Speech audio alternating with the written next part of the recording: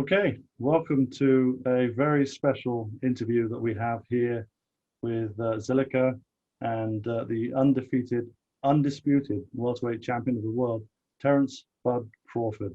Welcome, Terence. Fantastic to have you here. Thanks for having me. We are so excited to be working on this NFT service, this NFT series, the Greatness series. It reflects a lot about who you are and what you've achieved. But I wanted to ask you quickly, where did you first come across NFTs? And what interests you in NFTs? Well, actually, I really didn't know too much about NFTs and until a friend of mine approached me in a bar shooting darts and was telling me briefly about it. And I was just curious how it worked and everything that surrounded. And so we met back up and he gave me the rundown and I thought it'd be a good fit for me. And we have some interest in the boxing community. Certainly there have been announcements about NFTs, but no one's actually launched an NFT. What do you feel about being the first boxer to launch an NFT to the boxing community? Well, that's big, it shows that I beat him to the punch once again. Yeah, so I saw obviously Tyson Fury, he's a countryman of mine, saying he was going to launch his NFT and he was the first boxer to do that. And then he said, you've got to wait 2 weeks. So I think you're going to beat him to the punch. And that's a very important signal from yourself as a world champion. For sure, for sure. Now, have you come across some of the detailing and the effort that goes into this NFT creation? What do you think about the work that goes into actually creating something as special as a NFT for yourself? Well, I didn't see too much how they make it, but I've seen how the creation transformed from the first part that they showed me till now, and the progress is amazing. It's been fantastic to have your input and to help us shape this unique NFT. I think in terms of the series, we're looking at calling it the Undefeated series. It's going to be something more than just one NFT and trying to reflect on your life journey as a champion. Maybe you can talk a little bit to your life journey. Well, my life journey comes from, boxing. Started boxing when I was 7 years old. I was a young kid in the neighborhood, always fighting, getting in trouble in school for fighting. I just loved to fight.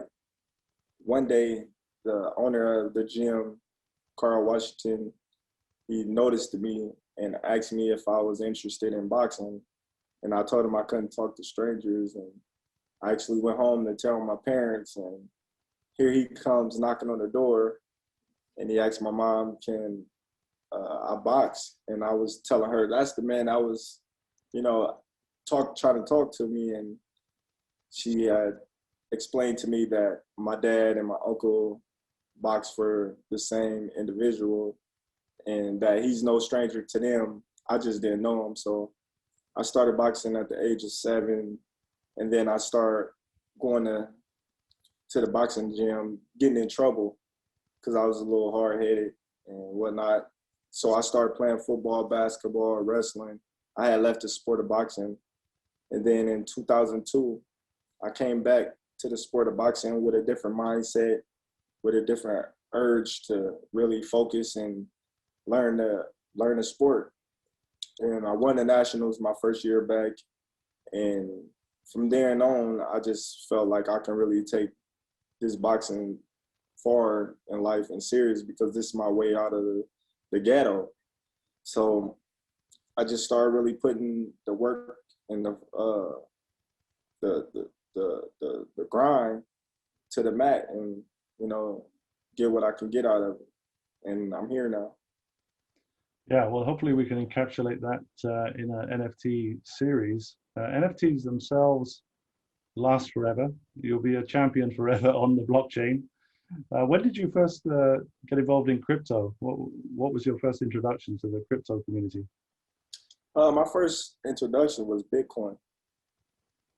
Bitcoin was the first introduction, and I was just kind of like, man, how this stuff is going for so much when it doesn't have anything backing it, like money have gold, cash have gold backing it. You know, I just was kind of curious.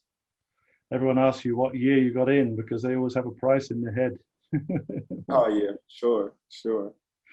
I got in 2013, and people will say, "Wow, you must be really incredibly wealthy." And I say, "Well, I only put in $50, so unfortunately, it wasn't enough to retire on."